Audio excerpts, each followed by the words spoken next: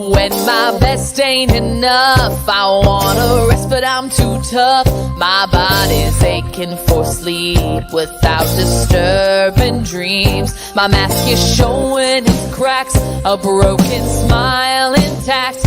I'm good at playing pretend around both strangers and friends. I'm stuck on an endless merry-go-round.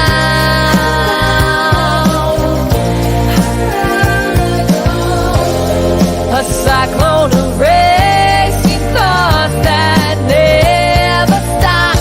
And I just wanna feel better, but I can't get out of my head. I don't know what I'll do instead. I just wanna feel better. Will it always be this way? Am I doomed? Is this my fate? My depression, it sucks out all the joy of what I love.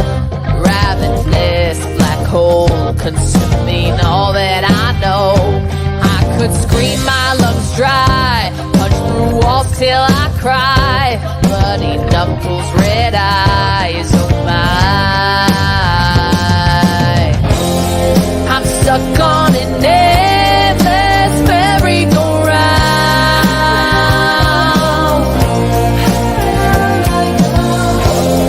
A cyclone of racing thoughts that never stop. And I just wanna feel better, but I can't get out of my head. I don't know what I'll do instead. I just wanna feel better. Will it always be this way? Am I doomed? Is this my fate?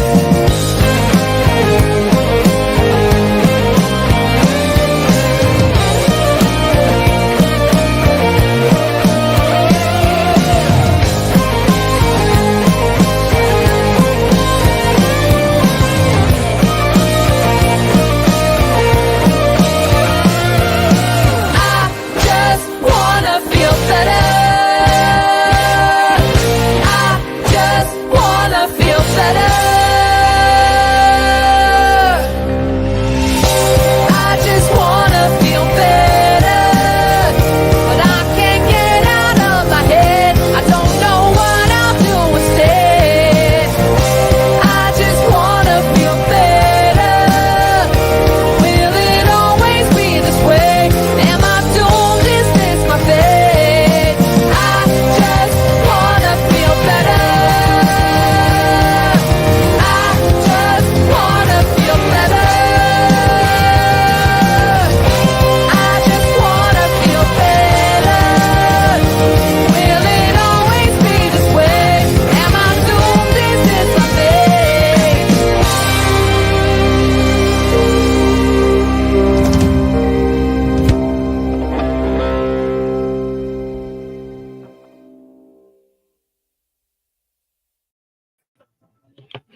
What is going on, everybody? Happy Monday. Oh, Bridge, how you doing? Welcome. What up, Chris? How you guys doing? Happy Monday, everybody. Hopefully you guys had a good weekend. Hopefully your Monday started off well and wasn't too crazy, but welcome to Men Caring for Men, your men's mental health podcast. We got Connor in the building as always, and you guys know me. I am Glick, and we be a part of the Nonsensical Network. If you're not already following the Nonsensical Network, well, do yourself a favor and do us an even bigger favor and hop on over and follow us. We are everywhere: Facebook, Instagram, X, and TikTok. Shows are live Monday through Sunday on YouTube, Twitch, and Rumble and Facebook. And you can listen anytime, any place, wherever you listen to podcasts at, all at the Nonsensical Network. Or you can simply go to bio.link/nonsensical network. All those links are there. Everywhere you can find us, including a link to our merch. Yes, we do finally have merch. We have a third-party store, and maybe down the road we'll have an in-house merch as well, which means it'll be in my house and I'll be able to ship it as soon as you guys order it. Yeah, so quit being a bitch and go buy some merch. Yeah. Yes, I still have my beard.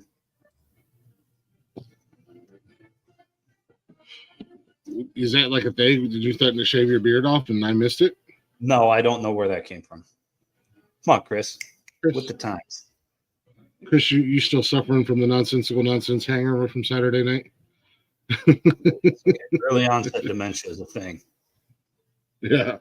Although I don't know how old Chris is. He could be as old as you, in which case it's not really early onset anymore.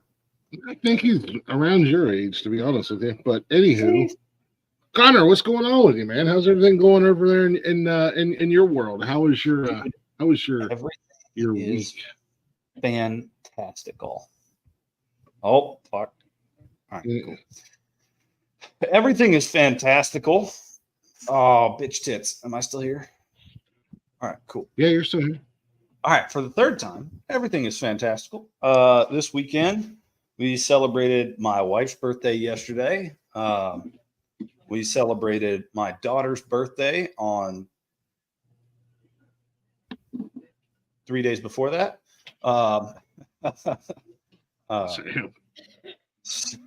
Well, because technically we had her birthday party last week or the weekend before this, and but her birthday was actually on Friday, and then Nikki's was on Sunday. So yesterday was a bit here, there, and everywhere. I was just trying to keep the kids out of my wife's hair, do all that fun stuff. Kennedy's back to being at home full time with me, so I've got a little more stuff taken care of while I'm at home. I'm starting up school soon. Nice. Yeah. Other than that, nothing too crazy. Although just found out today from Ally that we have what we thought we had like 3 car payments left. Turns out we have 1 car payment left, but we have to cover the final balance. It's a little over $1,000. I was like, what happens if we just wait 3 months or what happens if we just continue making payments for those last 3 months? So they were like, well, it'll go to collections. Like, oh, sweet. So don't understand why that's a thing, but wait a minute. Hold on. Yeah, hold on a second. So you make you have 1 payment I don't know. left. You're about to ask me, and the answer is I have no fucking clue why, because my wife's the one who called them, and her answer was I don't know. Yeah, they don't make a whole lot of sense. Like I have 1 payment left, and I'm paying the car off. Yet you're still saying I owe you $1,000. So we owe $1,000. Fucking truck using his brake down the main street here. We have $1,000 left on the loan, so we figured we had another like 2-3 more payments to take care of it, or maybe even 4. Hell, I don't know. And it was going to be paid off in like January. And then we got a notice from them today that said we needed to pay it off by our normal due date, but we have the entire final balance, which is another 4 months of car payments in 1 car payment. And if we don't pay it off by the end of the month, then it goes to collections. And this is legitimate. It's from Ally. We called Ally. We were like, hey, what's up? And they were like, this is why, or this is what's going on. And I guess Nikki didn't get an answer as to why. Yeah, that doesn't, I don't know. That doesn't seem to make a whole lot of sense at all. No, it really doesn't. I don't know. It doesn't. Listen. I've dealt small inconvenience away from a mass shooting. All right, that's all I'm saying. Calm down, Columbine. I've dealt with. Doing it. I'm just gonna. Yeah, I've dealt with Ally in the past. I've had car loans through them, and I won't do it again because they were always up to some shifty shit. See, my last 2 car loans have been through until now. And my last 2 car loans. Yeah, my last 2 car loans have been through Capital One. What the hell do I have? Capital One's pretty good. They do a decent job, and their customer service is actually really good. Surprisingly. Oh, their customer service, yeah, Capital One. Their customer service is phenomenal, man. I have been like they almost have a give a fuck. It's like they have a right? fuck to give. I have no more fucks to give. 5 fucks to run a truck. Try to go on. Yeah, but there's no more fucks to buy. I've been really happy with Credit One, or Capital One. Hi, Mindy. No, I had a couple cars with Allied, and it was I just didn't. Customer service wasn't the greatest. I didn't like the way they did things. Actually, I tried to give a car back for like 6 months, and then they threatened to. I don't know. It was a whole ordeal. It was like, they were gonna press charges and blah blah blah, take me to court and everything else. And I was like, all right. So I contacted a lawyer, and I said, there's the last 6 months of me telling them where the car is. The car hasn't moved. Tell them to come get it and everything else. And they flat out refused. And then they tried to be sneaky one night, like coming at like 2:00 in the morning. And my neighbor and I were sitting out on the porch. Yeah, to repo it. And like my neighbor and I were sitting out on the porch drinking. The fucking tow truck driver pulled up, and I was like, "What's up?" He's like, "I'm looking for a car." And I'm like, "Yeah, probably mine." I said, "But let me get my stuff out of it." And then the guy tried to get an attitude with me, and my neighbor's like, "Oh, Glick's about to beat your ass." What's up, Ben? I was like, look, dude, I've been trying to get this car back for like 6 months, because the thing was, it wasn't that I couldn't afford it. It just, I wasn't driving. It was when I first moved to South Carolina. Yeah. And I started working for Orkin. I'm sitting here paying insurance and a car payment on a car that made no sense because it sat. And, I was just told him, like, hey, come and get it. I'm not going to make any more payments on it. And they didn't want to come get it. So, I wish I would have known what I knew later on down the road then, because I had another car that I just took to CarMax, and fuck, they paid it off, and I walked out of that place with $3,000. They bought my car for me and paid it off, and then I still walked out with $3,000 in my pocket. See, I don't love CarMax because I know that they lowball because they have to resell. But if you're just trying to get cash for your car and like get it done, you're usually in and out of CarMax pretty quick. Well, that's where I bought my Equinox at. Was at CarMax. They paid off my Cruise. Mm-hmm. I got a $300 check, and I told them where I wanted to keep my payments at. They actually came in under where I wanted my payments to be at, and that included adding a 7-year extended bumper to bumper warranty on it. Yeah. So I had pretty good experience with them. I bought my Cruise from Drive Time. Nothing against Drive Time. They were awesome. Those guys, maybe that dealership in Charleston, they were awesome. But yeah, CarMax, twice I sold one car and then I traded in another, and they did me good. So I'll go back. When I go to trade in my Equinox, I'll go back to them. Yeah. Well, what about you, Glick? Yeah. How's your week been, nerd? Busy. So we did the math. On Saturday, I think I'm on my 10th day of podcasting in a row right now. Jesus. By Wednesday, I'll have 12 straight days of podcasting. Then I'll get a little break on Thursday, and then I'll be right back into it on Friday. Because Friday we're doing, instead of doing Cash's Corner on Thursday, we're going to do it Friday when he comes home. Because Saturday is a pay-per-view, so we're going to do our picks and stuff. And on top of that, I've added 2 more shows onto my plate. So yeah, see, we just need to get you making money from the podcast business so that you can just do this full time. I agree 100%. I agree. I would love to monetize. We need about 200 more followers on YouTube. So follow us on YouTube, guys. Yes, please do. I think we need 500 followers on YouTube. We've reached the other requirements. The other one is very easily attainable. But yeah, I mean, I would love to monetize this and just start doing it full time. The only downside is that it would have to cover all my bills and stuff. So But so I added 2 more shows. We're week 4 into the football show, which we're having a blast doing that. The NFL kickoff show, we make our picks and predictions. I got Derek Edwards on there with me. Derek Wayne Douglas, former guest of Glick's House of Music. He's my co-host on there. Yeah. And then Rick and Cam come in.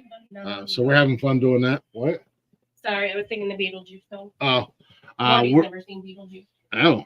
Yeah, we're having a lot of fun with that show. I got a really, much like all the other shows, man, I got a really good group of guys around me.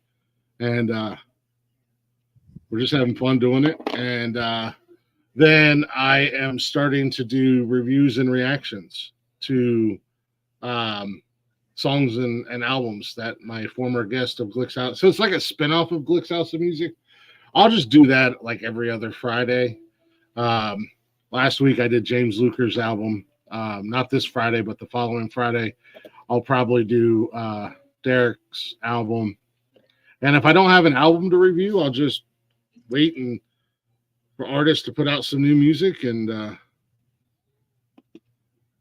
when they, I'll just gather a bunch of songs and come on and do reactions and reviews to the new songs. But yeah, other than that, I mean, work, podcasting. Nikki's starting to make her shirts. She got her heat press out today, so she's learning how to use that.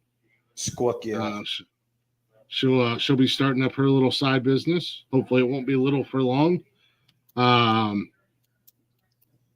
Start making money off merch. You really can do this full time. Yeah, right. However, this weekend I did discover my closet was flooded, so I spent 3 hours with the carpet shampoo in there sucking water up, only to realize by Sunday it was sopping wet again. So we had to have maintenance come in today. Nikki went over and put in a work order. They came over today. They said they found the problem. It's not from us. It's not from anything in our apartment. I think it's one of the neighbors. But we have Serve Pro or somebody coming in tomorrow to dry everything out. I noticed that there's already mold on the wall, on the drywall, so they're probably going to have to cut that out and get everything dry and fucked. So, yeah, she probably will down the road. She probably will do some shirts, Benj. But we have the merch store, Benj. Yeah, dude. And everything is spelled correctly. We have quality over quantity on our shirts and hats. And some of the proceeds go toward veterans podcasts.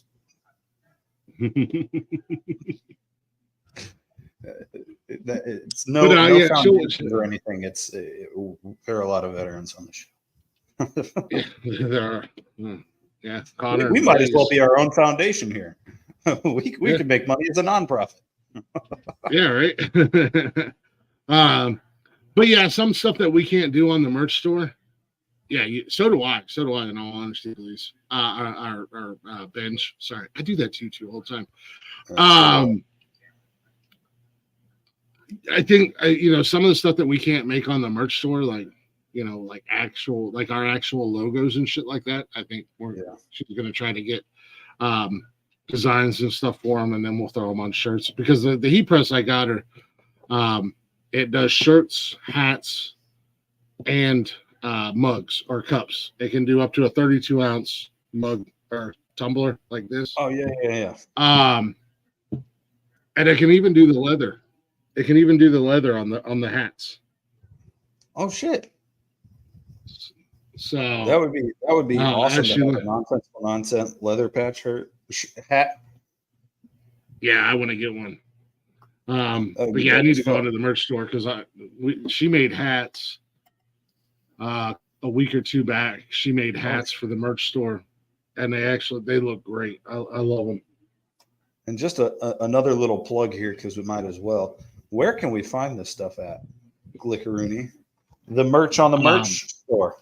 Where can you find that? You can simply go to bio.link/nonsensical nonsense. It is there, or you can go right here. nonsensical-nonsense.myspreadshop.com. I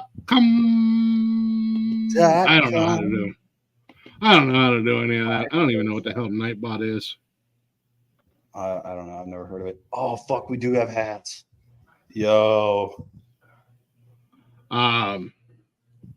So, but yeah, man, There's outside of that, yeah, we have fitted, we have flex fit, and we have the trucker style caps as well.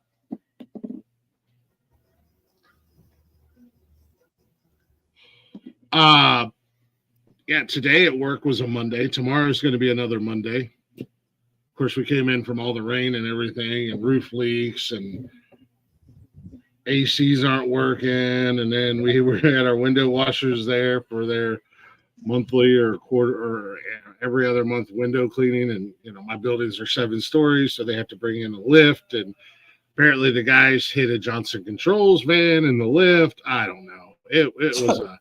It was a mess this morning, and it's going to be a madhouse again tomorrow. And I'm just like,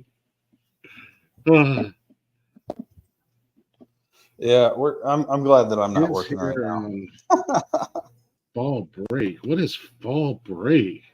That's a fucking thing. I mean, but I honestly, nothing to complain about, man. You know, things are going good. Busy as all get out. October 19th. I don't know if it's in here.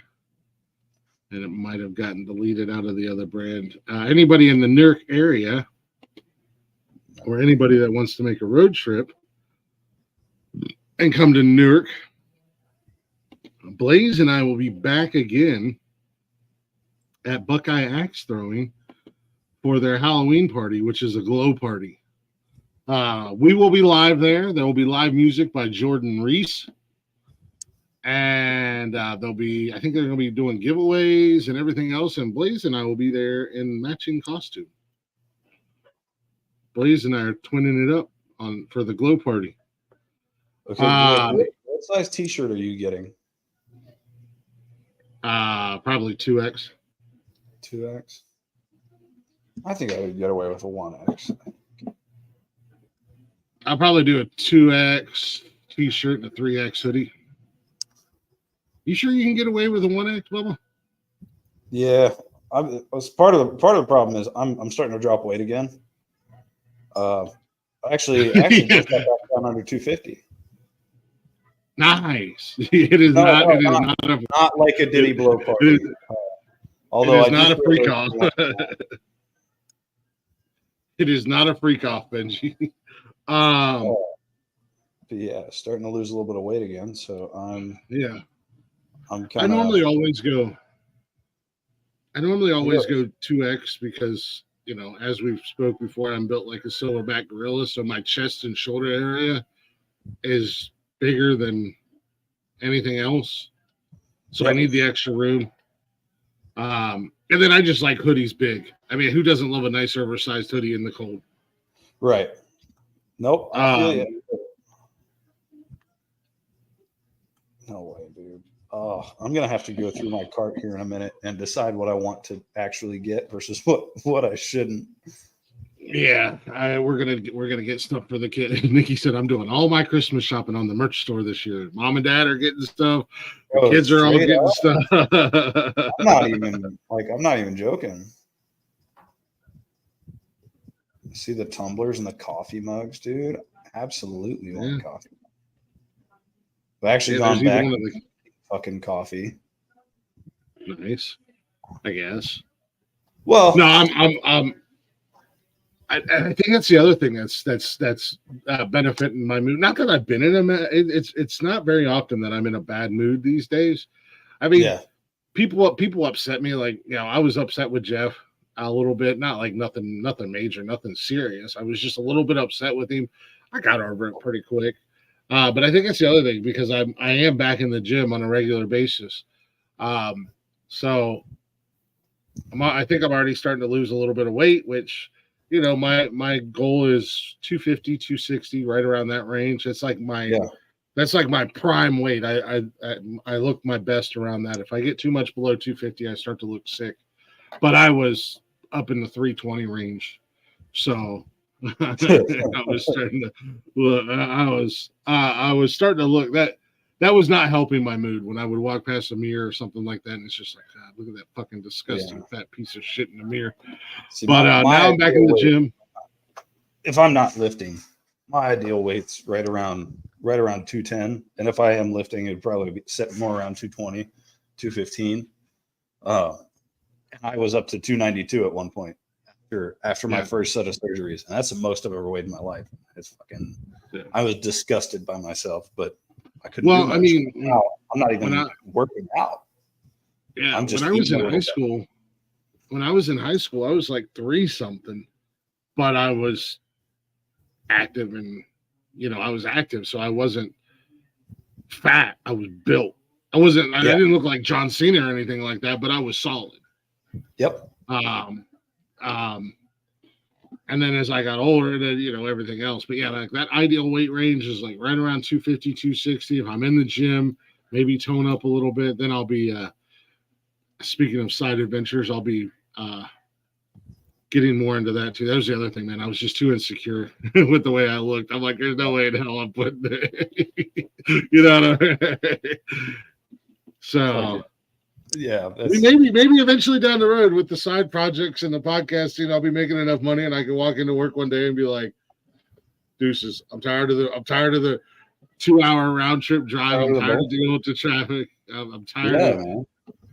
Tired of you being my. No, I like my bosses. They're actually really cool. But tired of you stupid ass bitch. Fuck you! I quit. But no, I mean, to have you doing this full time. I mean, you already do almost a show a show a day, which is a bit insane. And I would love to take this show from you, but I'm just not there. And I know that you've got other shows that are like your fucking baby. And dude, this whole network's your baby. So it's right for you to be in it. It's still that first 5 years. You're still in the grinding phase, but not as long as it's not forever. No, and I don't think it will because we're growing every day and. I mean, this whole network's my baby. This thing is a dream of mine. I've said it before. This is me chasing a dream. And if I fail, I fail. But at least I failed trying. And I don't believe I'm going to fail. I don't believe I'm going to fail. There's a lot of people that are in my corner now. A lot of people that are supporting us. Just from, people I've met from doing the interviews. I absolutely love doing my music show. That is so fun for me and it's right in my wheelhouse.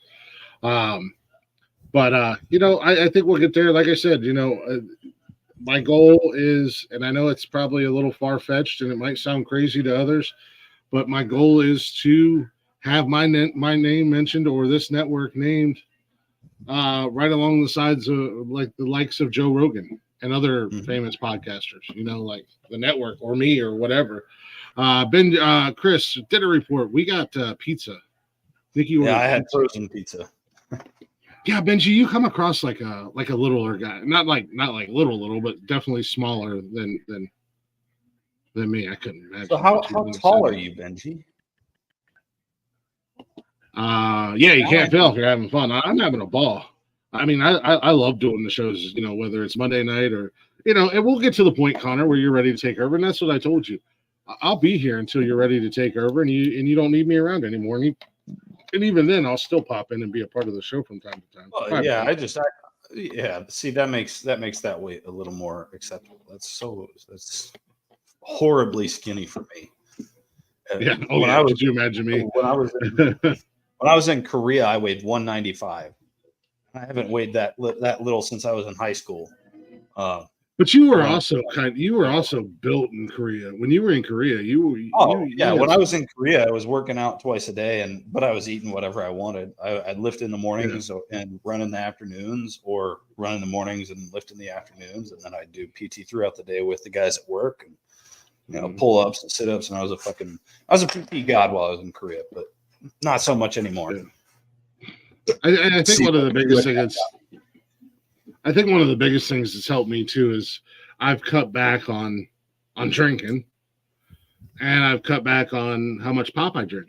I drink a lot. I went and bought me one of those. I finally found it, the Circle tumbler, the 40-ounce Circle. Where you put the little flavor pod in the top of it. They finally restocked them at Walmart, and Nikki told me, and I was like, I'm going to get one right now because they're going to sell out. Like they're going to fucking sell out again. So I did. I ran up to Walmart and I grabbed me one. I drink the hell out of that. I've been drinking a lot of water lately. So yeah, I mean, a lot of things going on, that I can't complain about, man. And I know there's some people out there that are not happy about it. But I'm also working on mending bridges that need to be mended. Not all bridges will be mended, but I'm working on the ones that need to be mended. Benji, that's a big one. Cutting out soda cuts so much sugar from your diet, or aspartame if you like diet drinks. Just diet drinks aren't any better for you than fucking full sugar sodas. Yeah. But yeah, no, cutting out soda, I've done that a couple of times and just did water or lemon water. And then usually if I cut soda out, I cut alcohol out too. Just because if I'm going to cut one, I might as well cut the other. Yeah. I can't just drink just water though. That's the thing. It's boring. And a lot of like as much as I love liquid IV, I can't sit there and drink I can't drink 190 ounces of liquid IV a day, because you can't drink that much electrolytes and shit like that. Plus, some of those the Skittles stuff, or the crush, like mix-in powders that make the flavor your water. Some of them are just so fucking sweet. Yeah, see, my wife likes to use those a lot. And Benji, on what you said, I have tried to go without caffeine before, and I feel terrible. I made it 3 months. And then I had a cup of coffee, and I was like, nope, I'm going back to this. Yeah, I can't. It makes me feel better throughout the day, because I got to a point where I was drinking black coffee for like 3 years straight, and now I'm back to the point where I like sugar in my coffee. But coffee has actually a lot of benefits for you, and the right amount of caffeine, as long as you're not abusing it, just like anything else, can actually be good for you. Good for your brain, good for your body, good at stimulating your something. But I'm not a PT guru or anything like that, so I'm not going to pretend to know everything. But I fucking love coffee.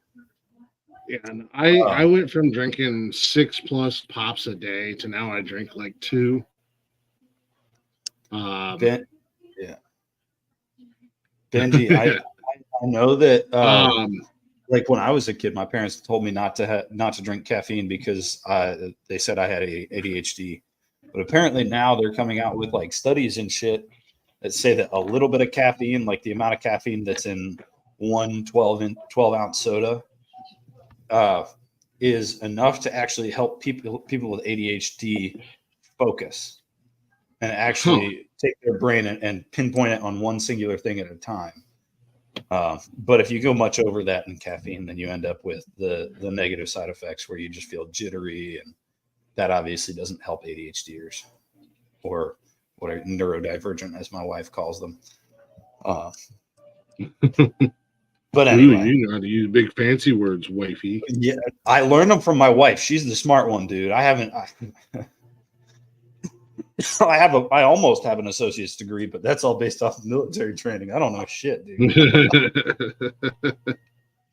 That's wild. I got all my transcripts back from the Army and the Air Force and what little college I did over at SDI, because I'm transferring over to Purdue, and I'm like 5 credits short of an associate's degree. Nice. And so my bachelor's program just went from being a 4-year program to being 2.5. It's gonna be awesome. Hell yeah. Hell yeah. I was going to ask, what are you going back to school for? Are you still going to do the same thing you were doing before? Or are you doing something different? So as I genuinely love working with guns. And I think that I can definitely have a side business in it, and I plan on doing it.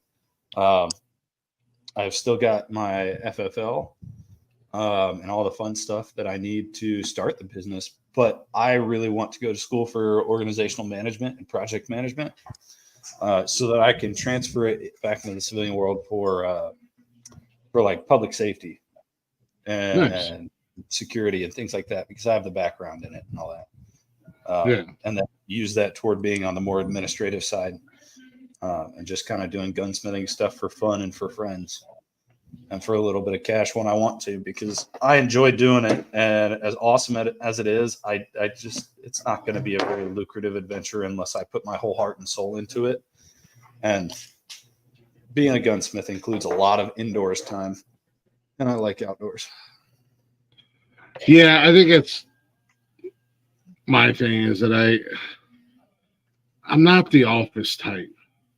Yeah. Mm-hmm. Like the other thing I was thinking about for organizational management is using it to help, or using it to get a job with like some of the like national wildlife associations and things like that. I mean, getting out and working at national parks, because we got like 4 of them around here. I mean, it would just be awesome to be able to take something that I already understand and have a basic go around of it, kind of pinpoint it so that I could actually help out places that I really have a passion for. Yeah. And then actually make fucking money for doing it. Like that's a big part of the gunsmithing thing that I was just like, God, I'm not going to make fucking, I'm barely going to be able to pay for materials out of the gate. Like, it's going to take me a couple of years before I start seeing any profit, and I can't just not work, while doing a hobby, spending all my time on a hobby. But no, trust me, I totally get that, and I understand that. I mean, that's why I still have my 9 to 5, and then I do this in the evening time. So, yeah. But as we talked, eventually I'll get to the point where that work stuff is for the birds, and this is all I do. Oh, I'm sorry. I got a thing on Facebook and send it to you.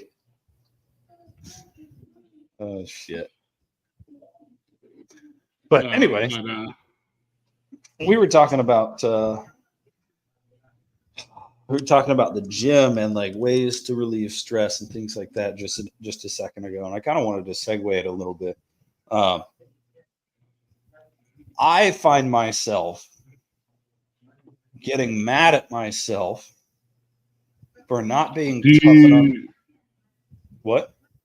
I was just saying, what the fuck? Did you see what I sent you? Yeah, I love the caption.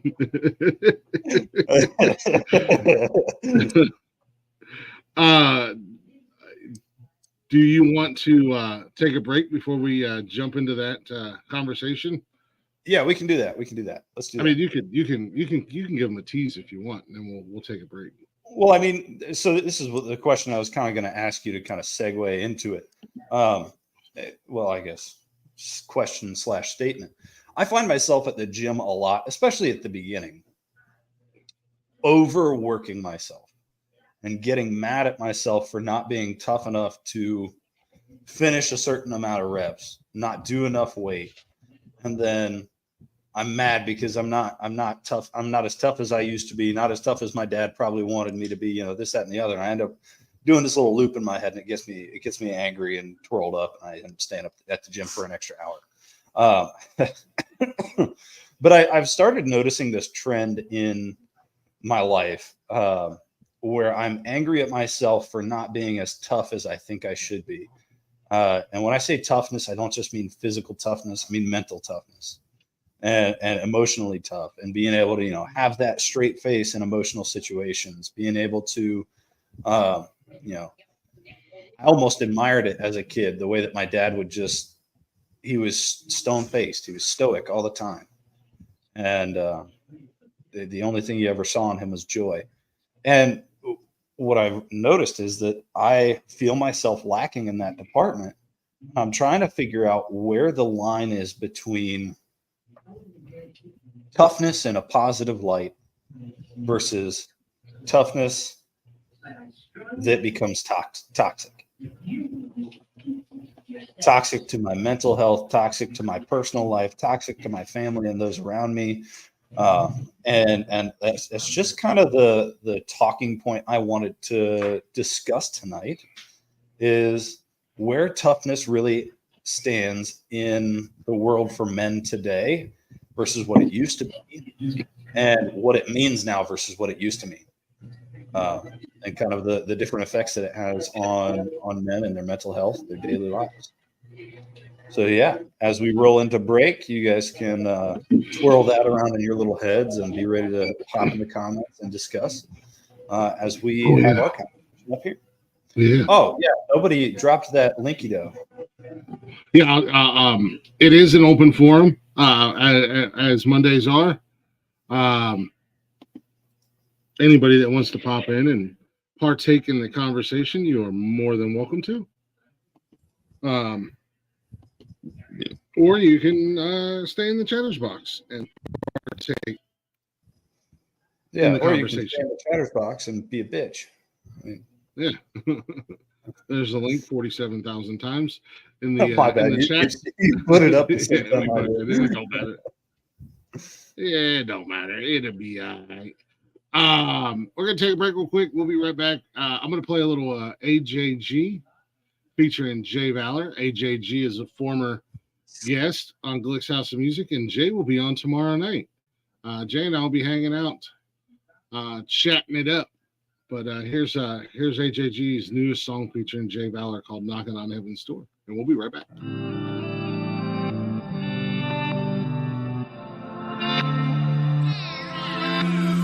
I be feeling like I be tired of life, trying to find the right words to say. Like if I get on the mic and word the pain, maybe it'll help to take some hurt away. And I could blossom through this dirt or lay. I could turn the page, used to burn some sage, maybe learn to pray so I could earn my way into heaven and protest at the pearly gates. Cause I don't feel I'm worthy, wait, I hear footsteps start to turn my way. I don't got beef, just a 38. I let something fly out this birdie's cage till it's empty. Don't tempt me, but these footsteps stepping gently. They don't want me dead, evidently. Ask who sent you, they ask who sent me. Now, knock, knock, knocking on heaven's door.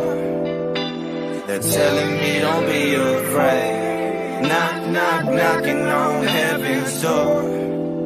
Everything's gonna be okay. I hear we going back and forth. Someone started banging on the bathroom door, asking why they hearing so much laughing for. Then a man in the mirror passed the torch, thinking that's so weird. Ain't no one here, never seen someone disappear without death. Ain't no plug for this outlet. Voices tell me I ain't bout shit. Seen a halo flicker on a pitchfork. Hard to tell who's the victor. Shit, I slit my wrist before you get yours, and I'll get mine before you slit yours. I'm big time, but they ignore my lil shine, scaring big boys. My foolish pride full of liquor. Shit, here's a 50, go ahead and get more. Knock, knock, knocking on heaven's door.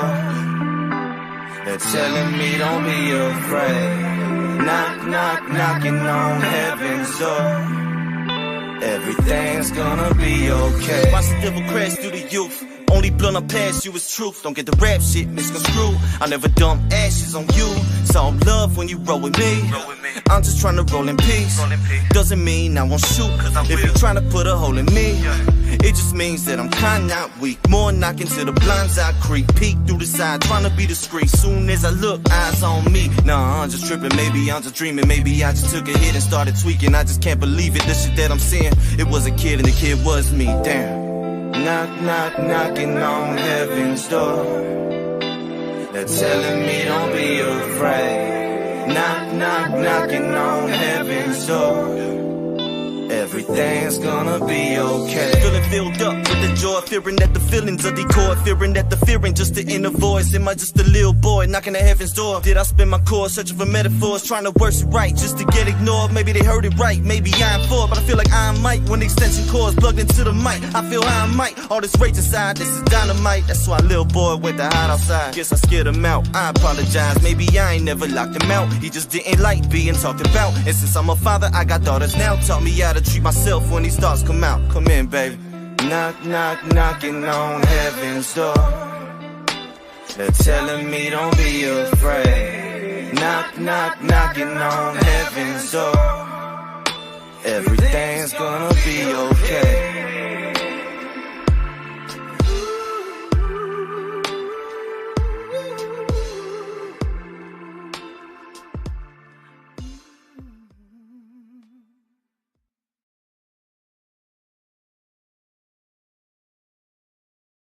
Yes, sir. Welcome back to Men Caring for Men on the Nonsensical Network. That was AJG featuring Jay Valor with Knocking on Heaven's Door.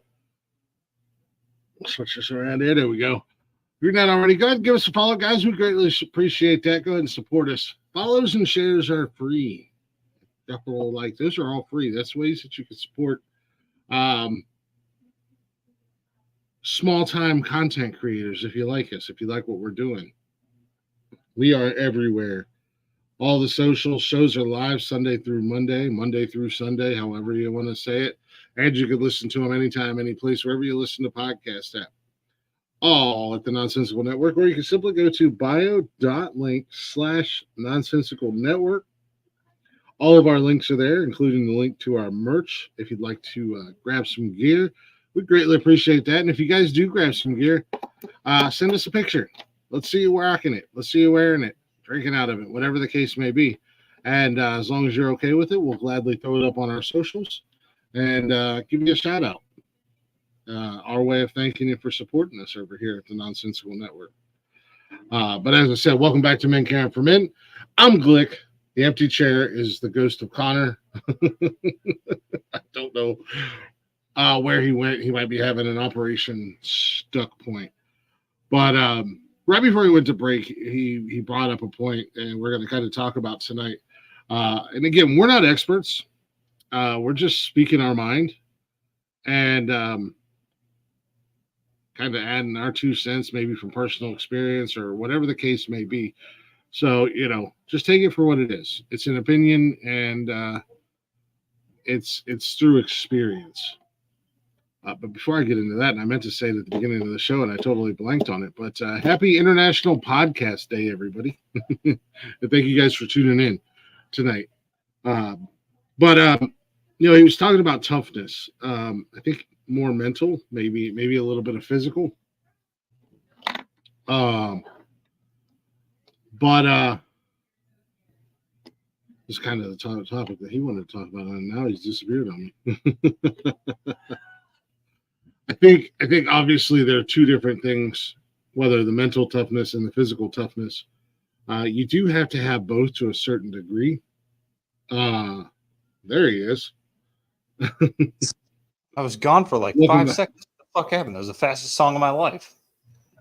The song was like almost 5 minutes. Just kidding. It was 3.5 minutes. Yeah, exactly. It was a short ass song, motherfucker. That's all right. I've been here for like 10 minutes just floundering around. Happy International Podcast Day, by the way. Oh shit! Pew, pew, pew. No, before we went to break, you kind of put a lot out there all at once. And one thing I want to start with, and I want to jump on, was the gym thing. I have never been that guy at the gym that feels like I'm not doing enough, I'm not lifting enough, or I can do more, or anything like that. Even right now, I go to the gym, I'm there for about a half hour. I'm able to get my workout in about a half hour. But I'm also not trying to hurt myself. Yep. Most of the outside of my ab workout. I mean, that's what it is. At the end of the day, it's a stomach workout, and it just sounds douchey when you say ab workout. And when I do like the ab crunches or the ab twist, Yeah. core Or like workout. the ab twist. Yeah, core, whatever. Whatever you want to call it. When I do my twists, the crunches, I'm usually right around 100 to 140 pounds. But like my arms, my chest, my back, all that stuff, I'm like 30, 40 pounds right now. I'll work my way back up. But I think hurting yourself in the gym is more of a sign of weakness than toughness, because just because you can rack up 300 pounds doesn't mean anything at the end of the day. I mean, I'm a guy who can still grab a hold of a refrigerator and probably pick a refrigerator up by myself and carry it. Mm-hmm. I mean, I used to do that shit all the time. I mean, I would curl washing machines, you know, or whatever. I'd pick them up from the ring and just lift them like this and take them up 3 flights of stairs. You know, I can still grab a washing machine like that. I don't think I can take it up 3 flights of stairs, but I don't think that made me tough. I think that just made me efficient as a mover and a delivery guy. Well, I think that, don't get me wrong, I think that there's a difference between physical strength and toughness. I don't really give a fuck how much you lift personally. Like if you lift 345 and you know that's you can barely get it off the fucking bar, put it down and put a little less weight on it. But if you're doing 345 and it's lightweight and it's just super easy, you're just over there fucking doing the motions, whatever, like go put a little more weight on the bar, push yourself a little bit, like do something. Yeah. And maybe it's just, and maybe I'm highlighting one of my own faults here, which I think I sort of am, and I think I kind of prefaced with, you know, I have a hard time finding the line. But I kind of grew up with the idea of you have to have enough mental toughness to outwork your physical shortfalls. And so, I mean, even when I'm in the gym and I'm doing a weight that I feel like, you know, this isn't terrible, and I do 8 reps instead of 10 or 15, and I stop and I put it down because I was a little bit tired. I get mad at myself. I'm like, dude, how many more do you think you really could have done if you had pushed yourself a little bit? If you had pushed a little bit harder, you know, and I run into that, and that's just stuff at the gym. And then I, you know, like I said, where I run into my downfall is I feel like I suck as a parent a lot. But my middle child, God love him, and I don't want to pick on him, but he's a little bit soft. He's a little bit, you know, he just wears his emotions right out on his sleeve. Mm. And I know different strokes for different folks, but it upsets me that he cries at so many things, and I have to stop myself a lot from saying, suck it up, dude. Like it's, you know, whatever, you know, you got to be tough enough to not cry over this, that, or the other, just because such and such happened to you and you didn't like it. Like there's a line, and I need to find it, and I suck. And I want to walk up to him and go, stop being weak, but I can't, because that's an asshole thing to do because that's what I tell myself. This dude, stop being weak and just fucking push through it. Just push through it. Well, I don't need to do that with my kid. He's a kid. Yeah, let him feel. And I think, you know, me being a little bit older and having a little bit more life experience, just because, as you say, soft. Few centuries. Yeah, you know, been around a long time. A little more life experience. Seen 2 world wars. Yeah. I was there when Jesus walked. I was there before. I was around with the dinosaurs. Watch the Mennonites cross the earth. Yeah.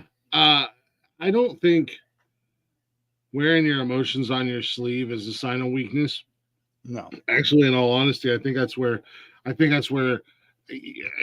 especially your generation. Your generation's a little bit younger than mine, but even I find myself doing it now. That's where, like, my dad and my grandparents and the men in my life messed up, and you know they put that mental block in our heads that, oh, if you fall down, get up, dust yourself off, move on, don't be a pussy, don't be soft. Well, it's just because you show emotion or you wear your emotions on your sleeve, this doesn't mean you're soft. Actually, if you're willing to put it out there like that and not care what people think, that makes you tougher than most people would think that you are. And that's why I said, for instance, to go back to the gym thing for just a second, I'm in my own little world when I'm at the gym. I don't care what anybody thinks about what I'm doing. I'm doing this for me. So if my 30 pounds that I put on the chest press offends you, there's a reason why you've been coming to the gym for the last 6 years that I've been coming to this gym, and you still look the same. And I change. Even when I take a 2-year or a 1-year hiatus and I come back, you haven't changed. You got a little bit of muscle on your arm, but you're still a big fat slob. And my body changes and evolves because I'm doing my thing, and I build I progress. And life is like that. And that's where I'm at in life. I'm progressing and I'm realizing my faults. I tell my son all the time, we'll be like, I mean, you've seen Guardians of the Galaxy 3, right? Oh yeah. Yeah. That was an emotional roller coaster. Yeah, that was an emotional roller coaster. It was. And there was a couple times where we would kind of tease each other because it'd be like, I could see he was getting teared up and I was getting choked up. And I told him when the movie was over, I said, it's okay that we're making fun of each other, but I said, just so you know, you're allowed to cry. Like if something's sad, you're fine. I was like, I said, and I asked him flat out, and he's 11. I think he has a general grasp of the idea of what we were talking about, but I've also allowed him to be a kid and keep his innocence. And enjoy life. But I asked him, I said, do you think I'm weak because I was crying at a movie? Yeah. And he was like, no. He was like, I don't think any of my friends' dad would want to fight you. And I'm like, well, that's not what I'm going for. Like, that's not what I'm going for. But right. Yeah. But I was like, it's all right. Like, we're allowed to cry. We're allowed to show emotions. I don't think it makes us weak. You mentioned your dad and being very stoic, and I have moments like that. I can be in a situation where most people, we have those two defense mechanisms. It's either fight or flight. Mm-hmm. I don't have that in me anymore. It used to be fight. Like, I'm gonna fight everybody. Now I'll stand there and I'll be stone faced, and I won't show any emotion, so you don't know what my move is going to be, or even if I'm going to make a move. Half the time, when somebody's getting aggressive and obnoxious and everything else with me, I'm singing the damn song from Beetlejuice in my head.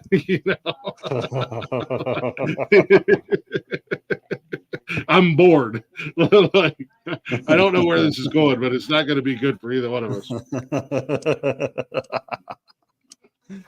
But I think growth and maturity is a sign of strength and toughness at the end of the day. Agreed. And that's what I said earlier. I'm mending bridges right now. The bridges that need to be mended, I'm mending them. And a lot of people aren't going to like it. A lot of people aren't going to like that I bury the hatchet with somebody. But at the end of the day, it's so much easier in life just to bury the hatchet and move on, rather than to carry that grudge around. And that shows a sign of toughness, in my opinion. Mental strength. What are you fucking reading? Yeah, right I could now? yell and scream and fuss and fight with somebody until I'm blue in the face. But no, this is just right off the top of my head. No. I was actually. You've got your glasses on, and I keep seeing you lick your finger and then come down here on a page. Like you had put your glasses on and shit. I'm like, what is he reading? A fucking book? Nerd. Green eggs and ham. No. Actually, I got like pop or something. Yeah, I got like pop or something on my keyboard on my laptop, and I'm trying to like. Oh, you got a little mudge on your face, sonny boy. Let me get that for you. There we go. It was driving me crazy because I could see it. Men's caring for men. Chris is gonna read. Mr. Brown can move. Yeah. Can you, Mr. Is that better? I can read, dude. I saw a video on Facebook earlier today that just made me think of me and my wife. And it's, my wife reading, and he's just flipping through the pages and finishes a book. And then it goes back to the dude who's sitting there. It's like the sound of the kid who can't figure out what he wants to say. And I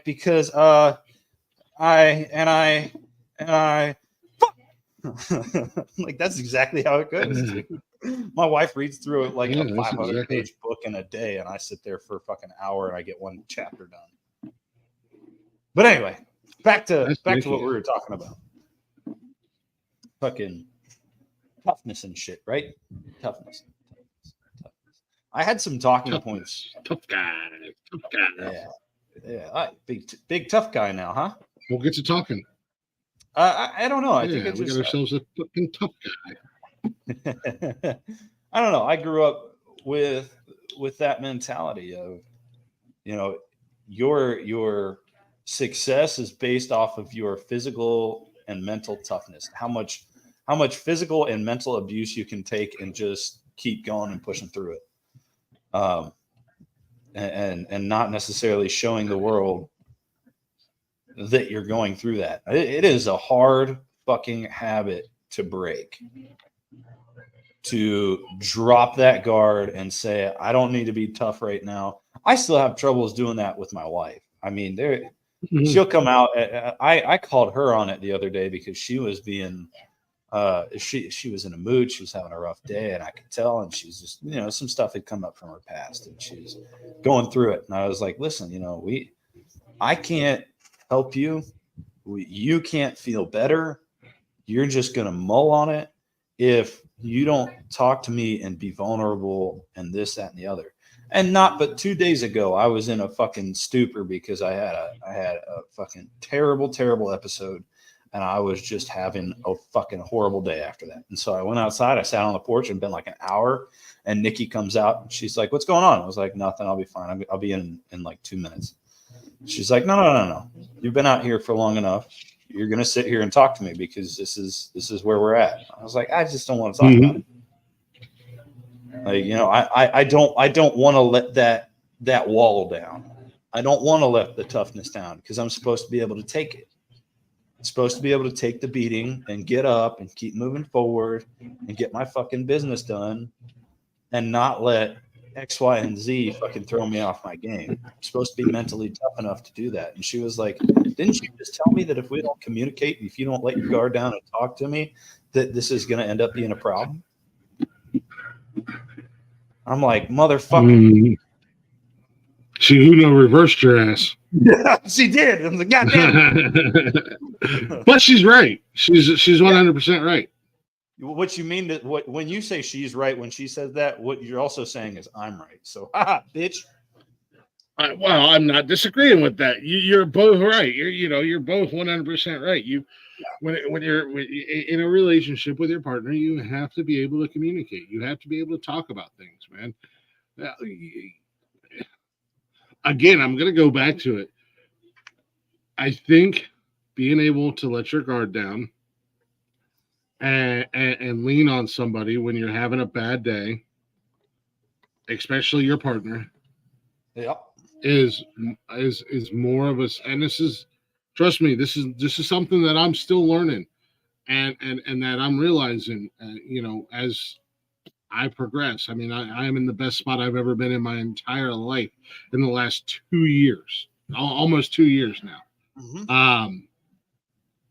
I think as a mental toughness goes, you show more toughness mentally when you're able to show that vulnerability and let your guard down and be able to lean on somebody for emotional and moral support, and sometimes physical.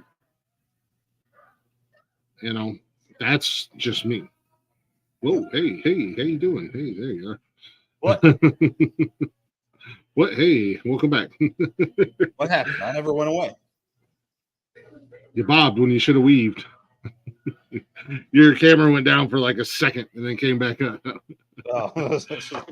No, that's, and again, this is just my opinion. I am no expert by no means, but I think that sign shows a different side of mental toughness when you're able to let someone in. And of all people that we let into our fortress of solitude, if you'll allow me to be a nerd for a minute. Shout out to Superman. Hashtag Clark Big Kent. ups. In the building. Big ups, S. Big ups, S. It's not an S. It's a symbol for hope, you twat. It's an S. And it's not the SS. Calm down. Hey. But It's a good no, cat.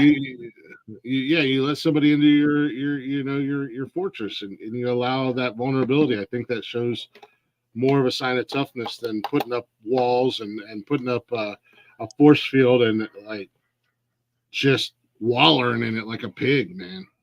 And I was guilty of it for years. You're still guilty of it. I'm not showing no weakness. I'm not showing no vulnerability. I'm not letting my guard down. I'm not letting my walls down. I'm going to be tough guy all day, every day. But you're still young. I am still young. My body doesn't know it, but I am still young. I figure if I keep saying that, then my body will hear me and it'll magically get better. No, Which I promise you. hasn't been a thing fucking recently. Good God. Yeah, I was going to say, I try to tell my body we're 22 every day, and my body says, yeah, really? Okay. Somebody's been drinking the sauce again. We're 22, huh? Bend over and put your boot on. and it's okay. Why are you sending me this? My mother-in-law is weird. They usually are. God love her though. No, I mean, and that's a great example is physical toughness leading to the demise of my spine. I mean, I had gone a couple of years without saying anything about it because I just figured, it's low back pain. Everybody and their fucking sister has it, right? Don't be the pussy to step out of line and say, "Oh, my back hurts." And it wasn't till I started having numbness in my legs and my legs just not work. It wasn't until I had like serious fucking problems where I was like, hey, yeah, maybe we should get it checked out. And even then I was like, I'll be back in like 3 months. It's not a big deal, dudes. I'm fine. And I'm sitting there and my doctor's like, what's your pain at on a everyday basis? And I was like, I don't know. I maybe sit at like a 3 or a 4. And he was like, Are you sure? Bend over and touch your toes for me. I want to see how far you can go. And I couldn't get past my fucking knees. And he was like, how's that feel? And I was like, that's like a 6. And I was like, okay, go a little further. And I was like, I can't. It's like, why? Because it'll hurt more. I was like, okay, then you're at like a 6 on your normal day-to-day. We need to get you down to an actual 3. And they started putting me on these different medications to help me with my nerve pain and my back pain and stuff. And I was like, holy fucking shit. I was in this much pain, but I've been toughing it out for so long because I don't want to step out of line. I don't want to be that guy that this is where I'm actually at. And 2 years and 4 back surgeries later, I actually realized what it feels like to be pain-free. And now I'm having pain again. And I'm like, fuck, do I say anything about it? Or I just go about my fucking business? Like, it's all better. Yeah, it's all better. It's weird because I feel like there is a level of toughness that a man should have. Well, absolutely. I mean, don't don't be running around like screaming and crying at the sight of a mouse or something like that. And if like, Kamala Harris was our president. Oh, sorry, fuck. Yeah, if you bash your thumb in with the hammer. Yeah, if you bang your thumb with a hammer, obviously you don't want to fucking sit around and mope and whine and cry because, no, I'm going to throw that hammer at a fucking tree and I'm going to go about my business. Yeah, say a couple cuss words. Yeah, I think you brought up and this fictional word that was made up in a fucking stupid cultural studies class or whatever in all places. Toxic masculinity. I don't believe in toxic masculinity. I hate that fucking word. But if I were to believe in it or give it any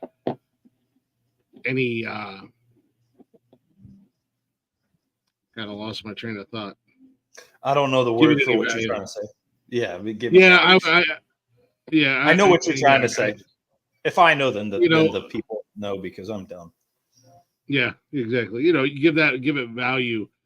I think those are some of those traits where you are in pain, but you don't want to say anything because you don't want to step out of line. You don't want others to, and I've been there before. Like, yeah, oh God, I can barely move, but I ain't gonna let anybody else see that I'm in this much pain. I'm gonna keep on going about my business and doing what I do.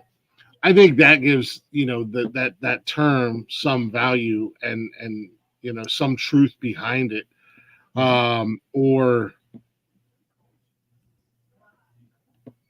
for so many years we were taught that it was not okay to show our emotions and not have mental problems, so we go on about our day. Again, in that aspect, yes, 100%, kind of a form of toxic masculinity. Shut up. Get the fuck out of here. Like, if you're gonna make up a word, at least give it some kind of, like, make it make sense. Just don't do it in your goofy ass liberal arts feminazi class just to hate men. like make it make fucking sense. Don't make me come onto a podcast and make it fucking make sense. I'm all over your podcast. All over your podcast. All over. Just got to make sure that if my mom's watching this show that she turns it off. But yeah, yeah. Fuck! I had something I was going to say. It's gone. All right, back to you, Glick.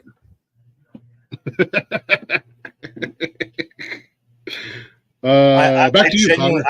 I've been sitting here as you were talking, thinking, "Yep, okay, this is it. It's going to lead perfectly into this." And then as soon as you stopped talking, I was like, "Oh fuck, it's gone." No, but I mean, again, it's in our DNA. It's in our genetics to be tough, as men, tough. But I think the definition of tough is changing.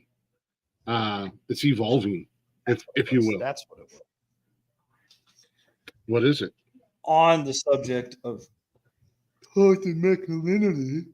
So, on that subject, a big thing that when people say, because I've obviously been in the military for some time now, and I know a lot of guys that have lots of mental problems, lots of mental health issues that they refuse to go get help for. And they're just as bad, if not worse, than I am when it comes to the issues that it causes. And they just will not get help. And the answer is always the same. Because I'm afraid of the repercussions that will come from it. Not necessarily just from leadership or, I might lose my job, because that's what that used to be a thing in the military.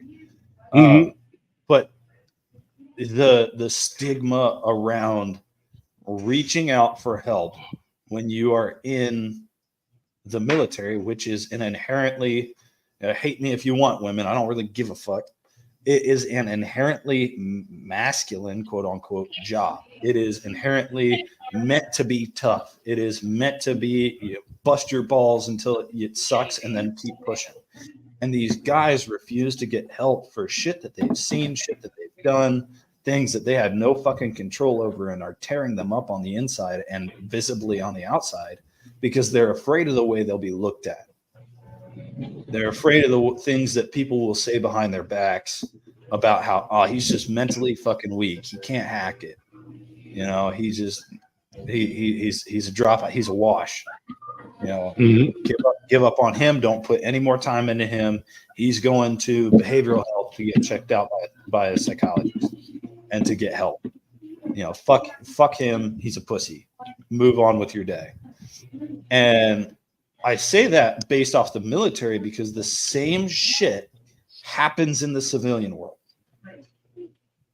People go get help. And honestly, I think part of the problem with it is there are some people who go to therapists and psychiatrists and psychologists to actually get help for an actual problem. And then there are some people who just go because they want to be a fucking number and they want to be a part of the lemmings. And it's created this fucking stigma that if you go, you're just being a pussy. If you go, you're being a bitch. Man up about it. And so dudes do that, and then they fucking snap one day and choke dude out and end up in jail because they didn't go get help because they were afraid of the way that their friends would look at him, afraid of the way that people would see him walking into such and such clinic.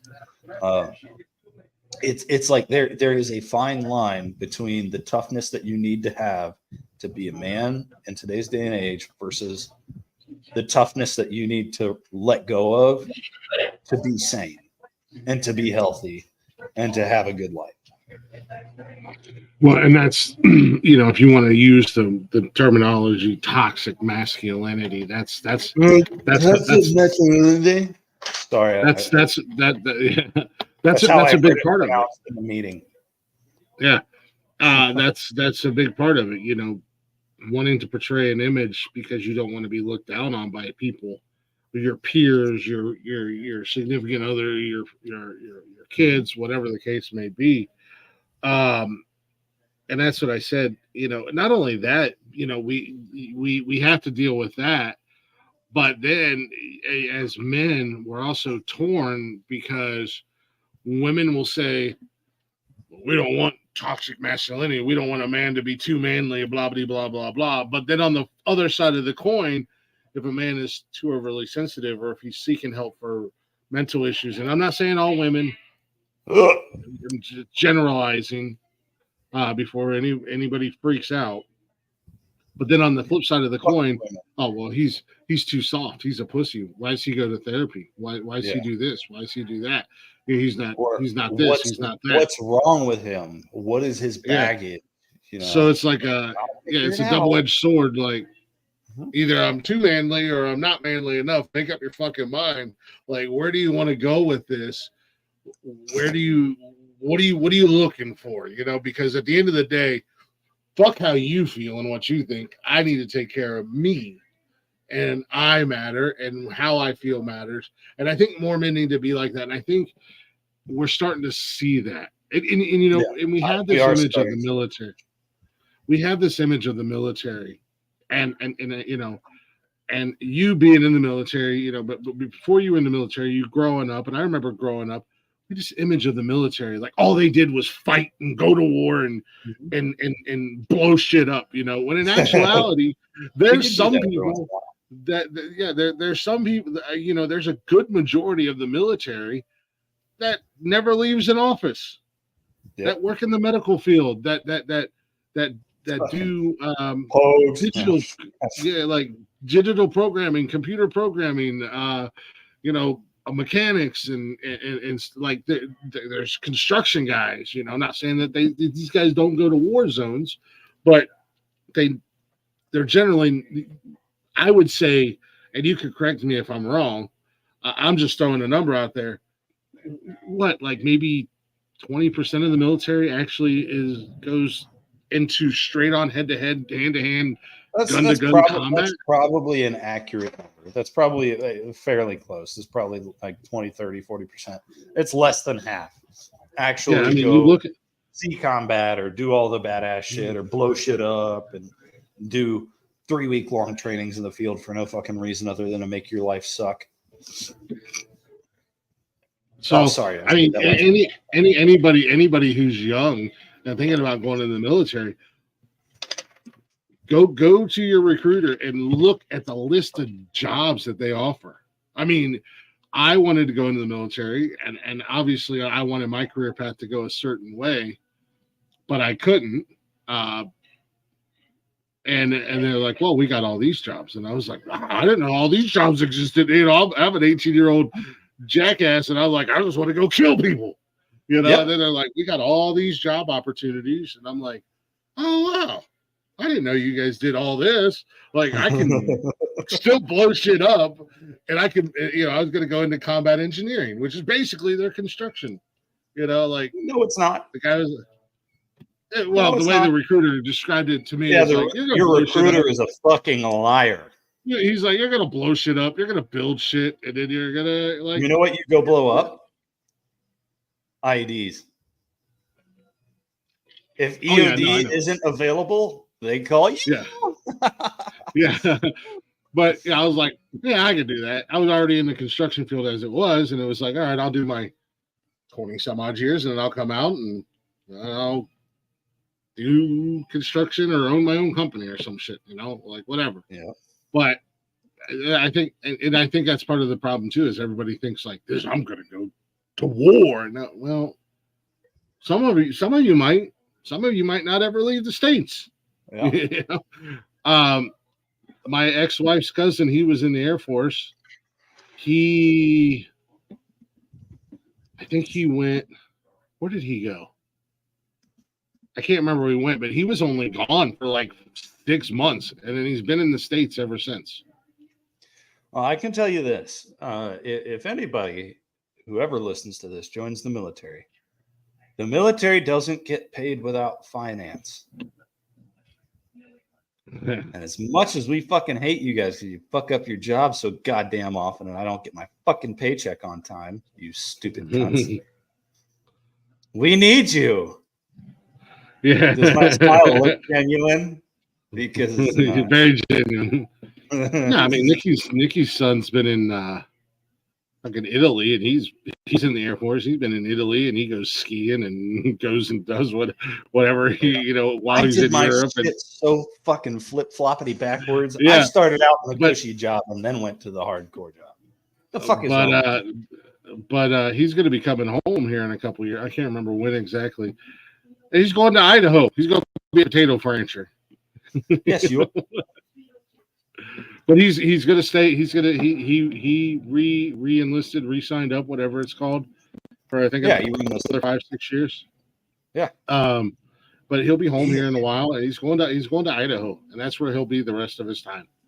I tease him and tell him he's going to be a potato rancher, but I joke and shit on the military all the time because I had a love-hate relationship with it. But genuinely, it is the right choice for a certain set of people. It is. Agreed.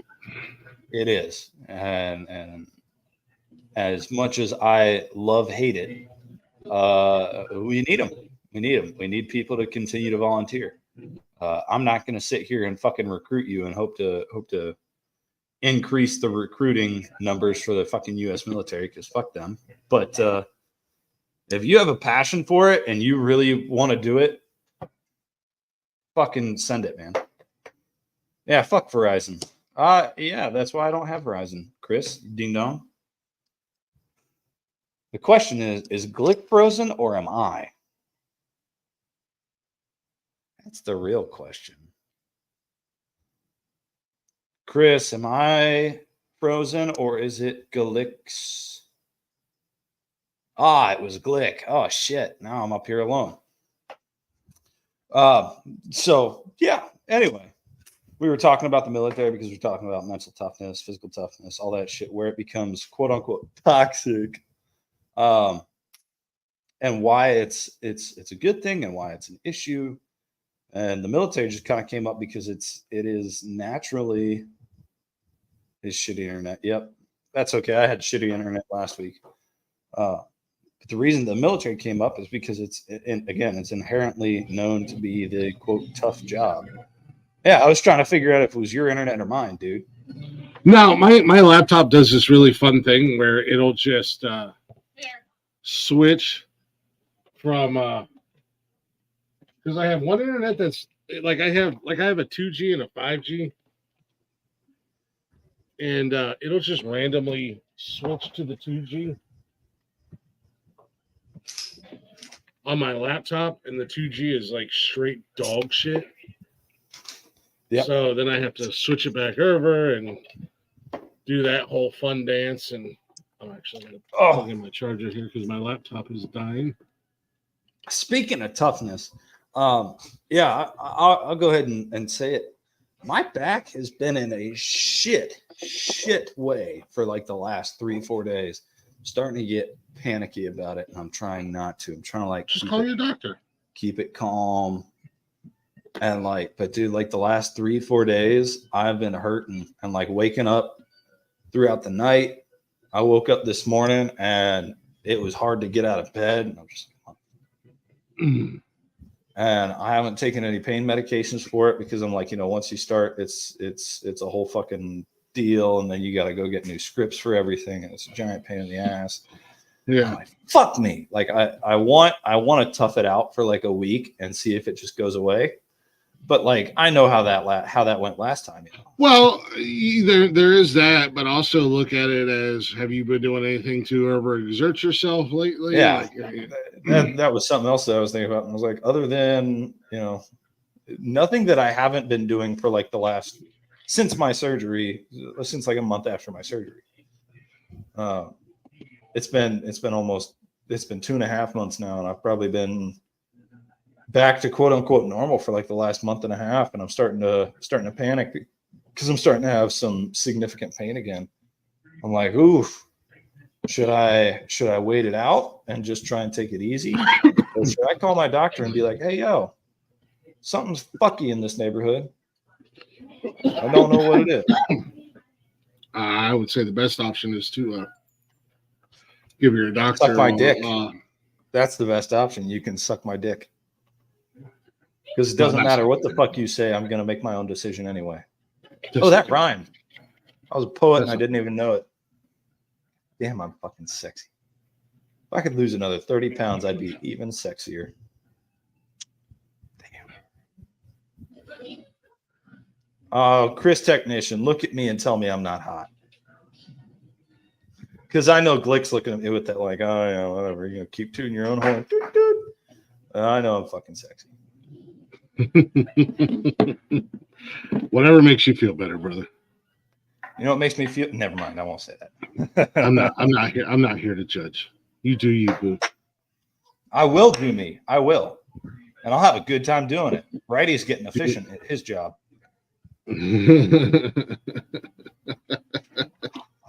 Yeah, no, I think, to get back on topic, like I said before, I think, there is a certain level. There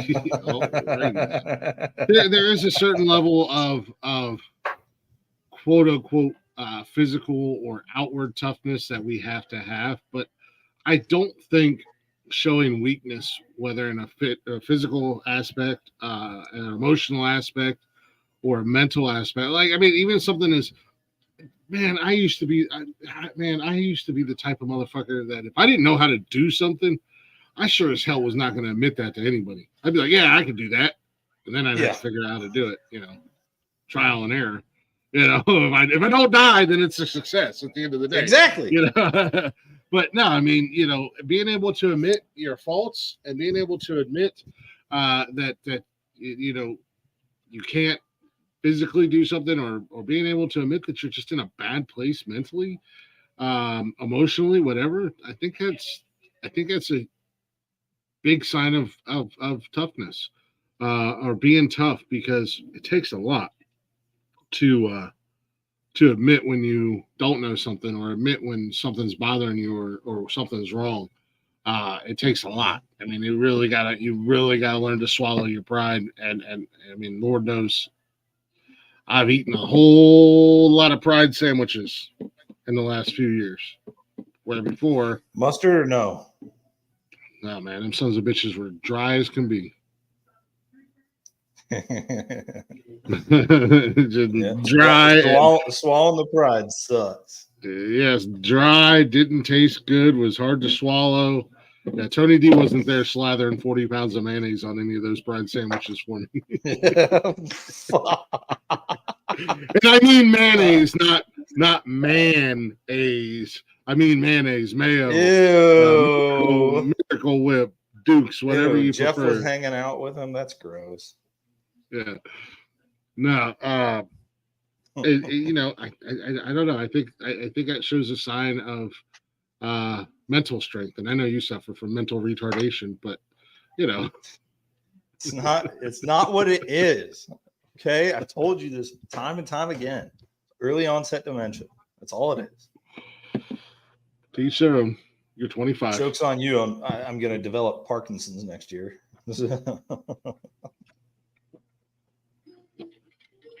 If you do, I'm getting you one of those cameras that follow you, or the camera that automatically follows you.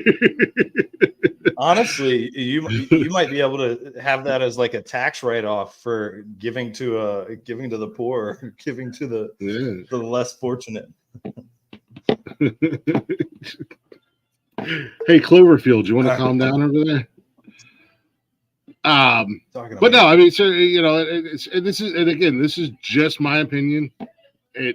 I'm sure there's people out there that are a lot fucking smarter than I am that could come on here and be like, Glick, you're a complete and total fucking moron. You have no idea what you're talking about. Well, you know what? I'm speaking on personal experiences. And I'm telling you how I feel about where I was to where I am. I feel stronger today, physically, mentally, emotionally. I feel stronger today than I did even 3 years ago. Do you know who would be perfect for this conversation? Who we'll probably never have on this show, but would be fucking wild, is Jordan fucking Peterson. What the hell's that? Why does that name sound familiar? He's the Canadian white dude. Well, he's Canadian, so of course he's white. He's the Canadian dude. He's a psychologist. He's like had a whole bunch of controversy because he's Christian and he goes to college campuses and speaks sometimes. Oh, is he like the goofy looking guy that basically makes the left look dumb every chance he gets? You're thinking of Ben Shapiro. Not Shapiro. I'm thinking of the other guy. There's Shapiro and there's another guy who I think I know who you're talking about. Hold on a second. He's not young. He's an older dude. Look up Jordan Peterson. You'll know him when you see him. I think I know exactly who you're talking about. He's an older dude. Come on, Google. You should have already been listening to it. The thing about toughness is. Oh no, I don't. Of course, you've got to be tough. Of course, you got to be. He's like super old. Well, not super old. He's in his 60s. He's not super old. He's younger than you are. Well. No, I don't. I have no idea who. I actually have no idea who that is. To be 100% honest. I've never heard of him. I'm not saying I haven't heard of him. The name sounds familiar. The name does sound familiar. I just don't think. Yeah, you're gonna have to look up some of his talks because he does a lot of stuff with men's mental health, and he speaks a lot about how. I don't think he says anything about quote. He doesn't say toxic masculinity, but he references a lot of stuff that we actually talk about. Toughness being one of them. And the need for men and how men have become a cold commodity rather than a hot commodity nowadays. I could agree with that. I can't fucking think. I can agree with that. That goes back to where I was talking about the double-edged sword. You want this type of man, but then when you get this type of man, he's too much of this, and then when he's on the other side of the coin, he's too much of that, and make up your fucking mind. Like where are we supposed to be at on the spectrum? Yeah. What? Hi, Nikki. Connor said hi. You're too much of everything. You know what? Yeah, there you goes Glick's love Wi-Fi again. Back to 2.4 hertz. Except for when you're trying to come at me with a machete at night. Leave my pillows alone, and I won't have to. No, it's fine. Hi, Nikki. Connor said hi again. Hi, I heard you the first 10 times. Hi.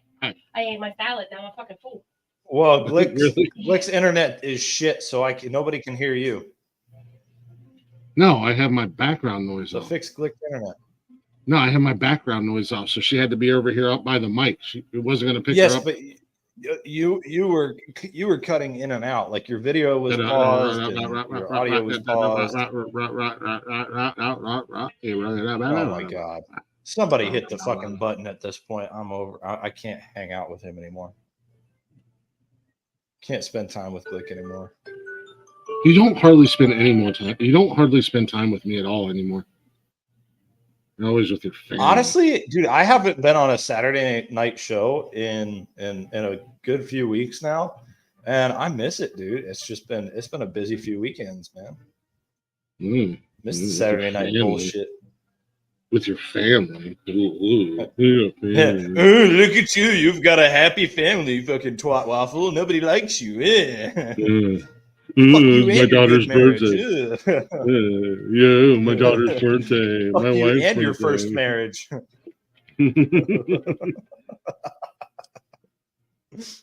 I've only had one marriage. You don't hate your parents? Well, fuck you. I've only been married once. So far. Exactly. Been engaged. You know, never quite made it to that marriage part. Hi, number 3. but I'll say this. That Scrubs thing. Hi, number 2.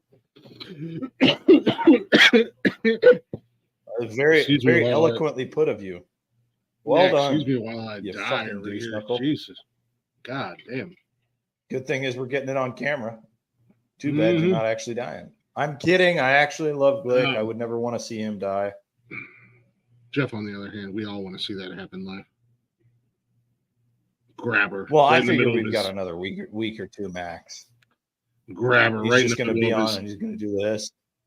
And we're going to be like, oh, it's happening. Screen recording. Right in the middle of his 10th freaking quarter pounder. No, speaking later of Coke. Yeah, speaking of the quote unquote failed relationships and whatnot, there's a part of me that I'm like, I'm really glad that some of the relationships that I was in did not. I was not mentally in the right place to be in a healthy relationship.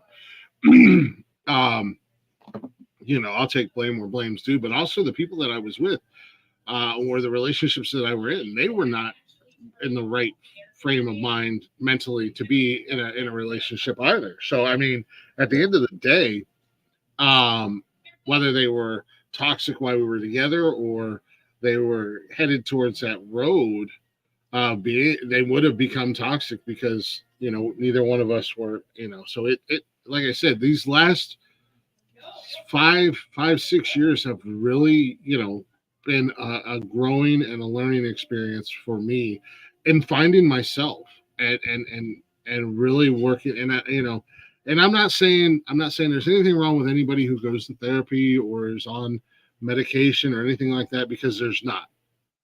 That was not an option for me. I tried therapy a couple times.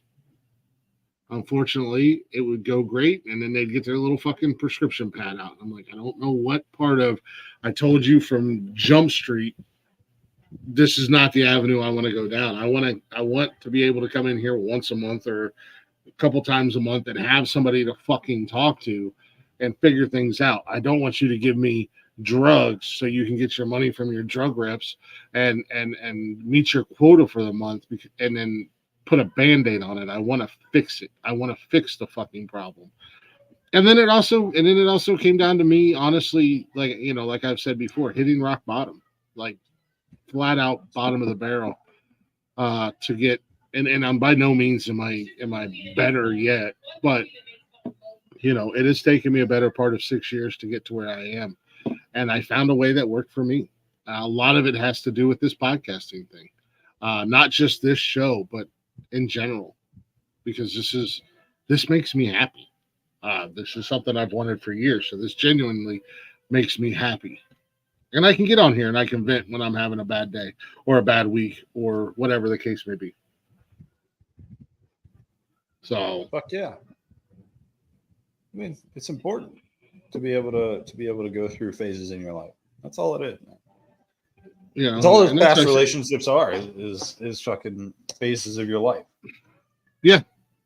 I know a lot of people don't like to hear it, but I think everything happens for a reason, and I think people come into your life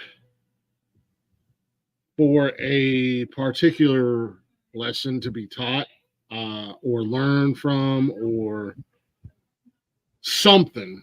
People come into your life for a reason.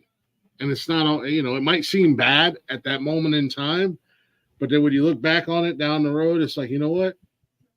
I'm thankful that person came into my life.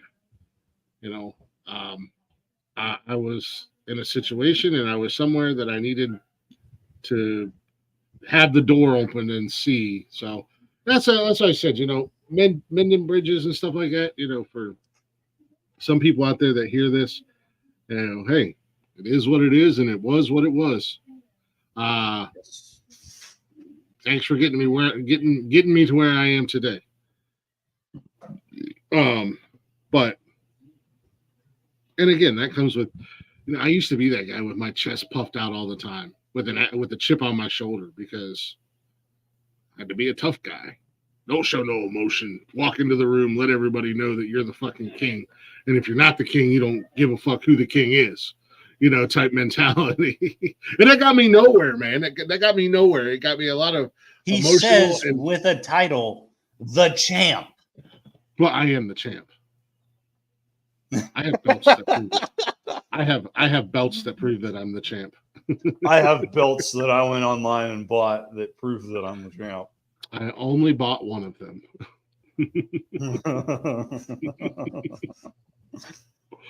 The champ. 2 times. 2 times, 3 times, 3 times, 4 times, 6 times.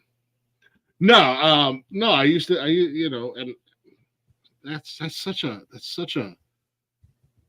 so fake. Anybody who does that and has that mentality and that personality, it's so fake. Like, what are you running from? What are you hiding from? Why are you acting like this? Lots of things. Now I won't fight nobody. I'll just break them down emotionally and put them in therapy with Dr. Click. Come here, grab a beer. Come here and sit down and let's have a conversation. What's really going on in your world? Come sit down and talk to me.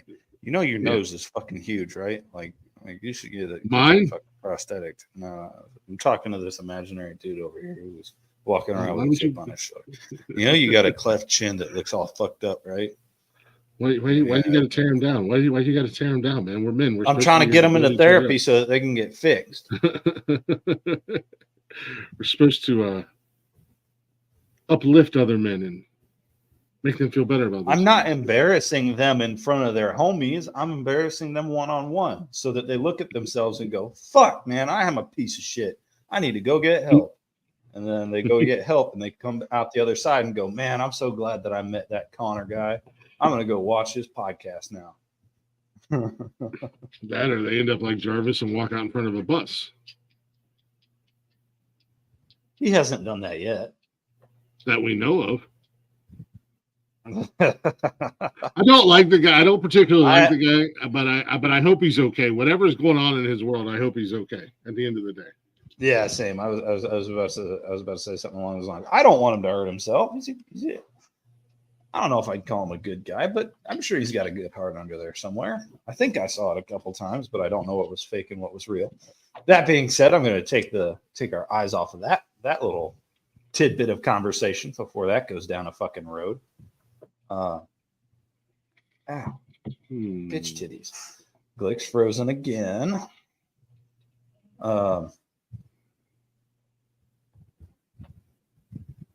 Is he there?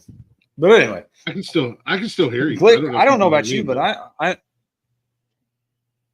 I you're coming in and out real rough there, bud. Yeah, I am. That's gross. I don't know about you, but I'm running out of things to talk about on this little segment we're having today. Do you have anything extra you wanted to add before we close out? Oh, what is this new fancy button? Intro video. What the fuck? What does this do? There's new buttons that say intro and outro. The outro video automatically plays before the end of the stream or the recording. And the intro automatically plays at the beginning. It's right. It's in the brand, right above all of our video clips. I might have to play with that this week. Oh, no shit. Yeah.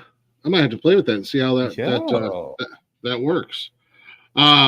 No, man. I don't think I have anything else to say, man. I'm gonna go eat some pizza. I do have a lot more to say actually, but not on the subject. First and foremost, I felt like we were kind of getting to that point, and I want to keep Mondays on topic for the most part. Yeah, no, I agree. I agree. I think we were. But I will say this, however, thanks for listening, everybody. Thanks for hanging out. And to this is to the men because this is a men's mental health podcast, but it's a generalization. It's for anybody listening and anybody watching. Hey, what's going on, Carolyn? Oh, that's your wife, isn't it? That's my wife. Yes. Yeah. She's a fraud. She's not a real Nikki. No, that's her real first name and her maiden last name. That's her slave name. Yeah. Carolyn Nicole. Fake Nikki. Hashtag fake Nikki. Ivanes. I think that's how you pronounce it. Pretty sure it's but or Sanskrit. In general, if you're going through some stuff, if you're dealing with things physically or mentally, don't be ashamed to reach out for help. Don't be afraid to talk to somebody. Who gives a fuck what anybody else thinks or what anybody else says? You're doing it for you. Your inner peace and your happiness is more important than what anybody else out there will think. And I know that's easier said than done, trust me, because I'm preaching to the fucking choir as I say it. But always put yourself first. It's not selfish to put yourself first. Sometimes it's just the right thing to do. But I do want to say thank you guys for listening. Thank you guys for hanging out. Don't forget to follow us. Go show us some love. We don't ask for a lot around here, but we do ask you guys to give us a follow, give us a like, maybe give us a share. It's free, and it's the best way you can support small streamers, small broadcasters, or local businesses.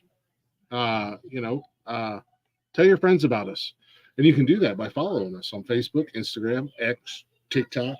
Watch our shows live or watch the replays on YouTube, Rumble, Facebook, Twitch, or listen to us anytime, any place, wherever you listen to podcasts at, all at the Nonsensical Network, or simply go to bio.link/Nonsensical Network. And if you do want to spend some money and support us that way, at our bio link, we have a merch link as well. And the merch is pretty dope. You can buy our sweet ass swag. And if you send us a snapshot of you wearing it, we'll throw it up on our socials and give you a shout out. That's our way of saying thank you for buying our stuff. Because it's pretty cool. I mean, come on. How many of you people out there buy Prime because of Logan Paul? And he's a douchebag. At least we're cool.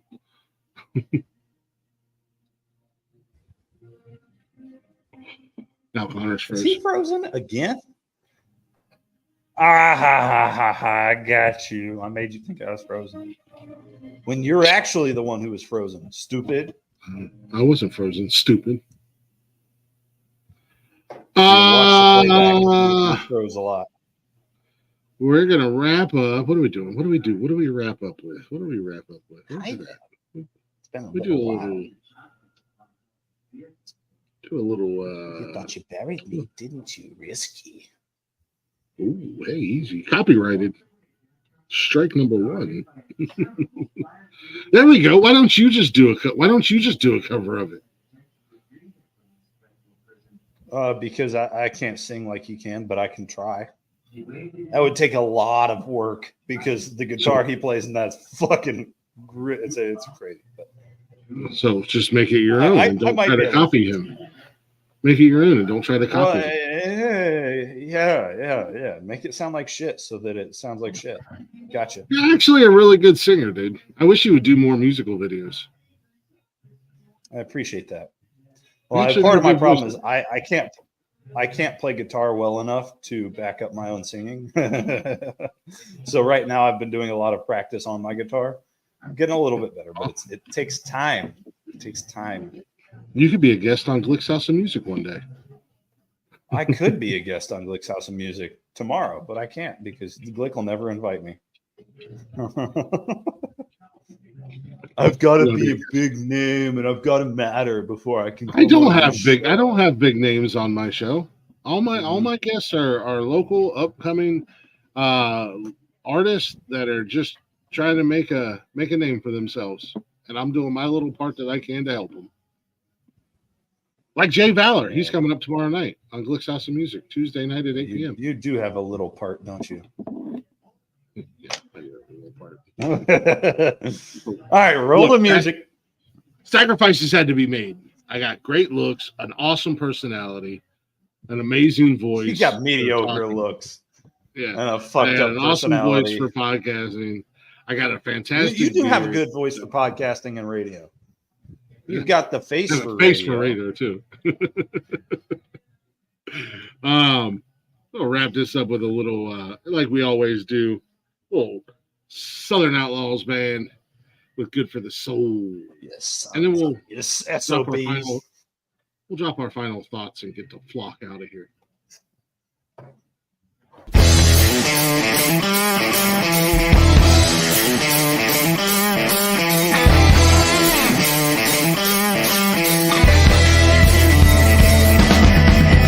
Came to the bar, saw my friend messing around. Loaded a double, and I sat right down. Someone played theater, on the bar. There's someone there, turn it on. It's good for the soul. Good friend, good music, good whiskey. Hey, it's good for the soul.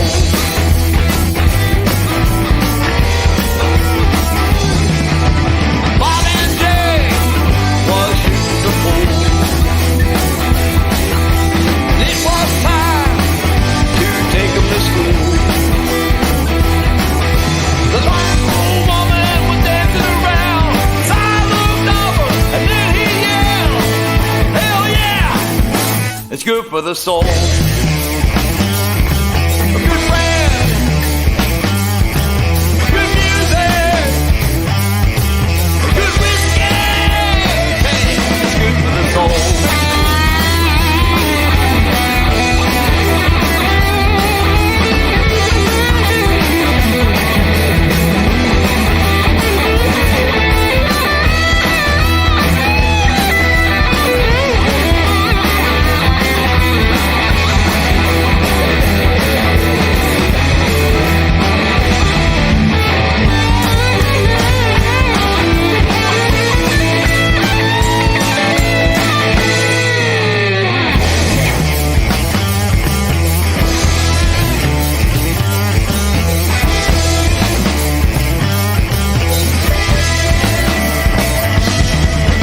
My brother came into the bar, and we raised a glass or two. When it starts breaking full, and then I yell, hell yeah, it's good for the soul. Good friend, good music, good whiskey. Damn, it's good for the soul.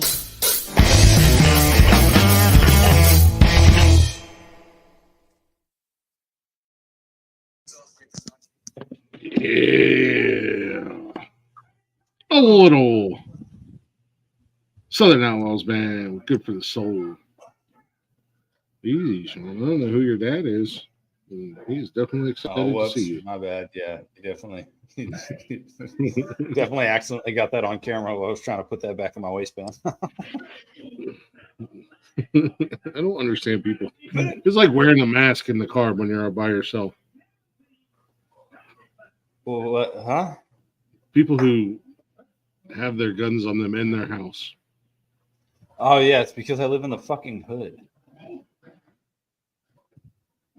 Calm down, John Wick. I'm just saying. I'm just saying, dude. Some of the shit that happens here happened at your fucking house. You'd probably be carrying around your house too.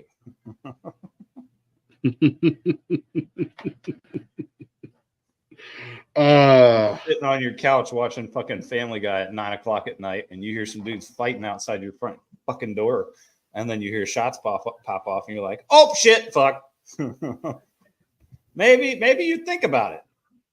I didn't say I don't have my gun in vicinity in close range, but I don't carry it on my hip like I'm fucking Wyatt Earp walking into the saloon in Tombstone. But I am Wyatt Earp. This is the wild Midwest. I mean, if I lived on the east side of town, maybe I would see your point. This is the mild Midwest. Mm-hmm. But anywho, Connor, you got anything you want to leave the people with before we get out of here tonight? Yeah. I gotta find first things first. Fuck you, Sean. I just needed to get that out there for the public to hear. Secondly, tonight we talked about toughness a little bit, and I tried to highlight some of my own downfalls, highlight some of my own shortcomings, and some of the little walls that I'm trying to learn how to tear down and let people see into and get over and get past. And I think it's one of the things that we really need to start working on as men, because we have been indoctrinated. That's the right word. Indoctrinated. Yes. Ingrained, indoctrinated. Yeah. Say indoctrination. Yeah. Into a world where toughness is you never show anything ever. Because you're too tough. Nobody needs to see it. Nobody needs to hear it. Nobody wants to. And if you do, you're a fucking puss. Yeah. And that's just not true. It wasn't true in the first place, and it's not true now. And so we gotta learn how to change our ways, or to hell we will all go.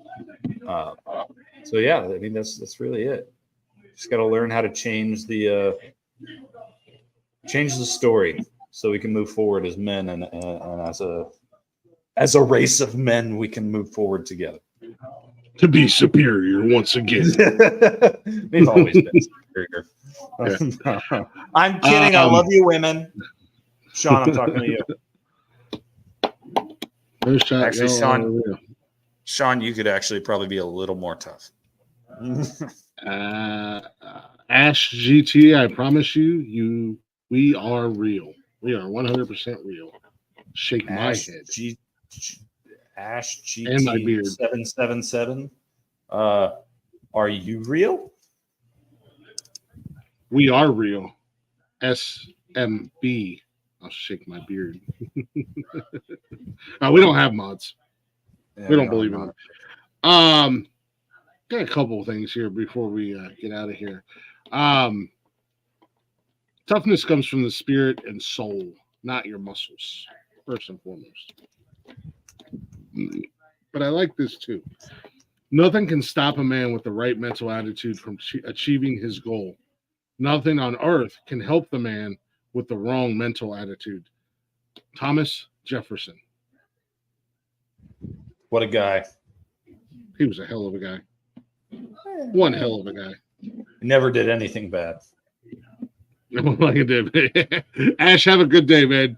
We have plenty of shows you can watch. And as always on Monday nights, as I tell you guys, a successful man is one who can lay a firm foundation with the bricks that others have thrown at him. Stop throwing bricks at me, Connor. No, it's funny to watch you fall down when you don't see it coming. If you can dodge a wrench, you can dodge anything.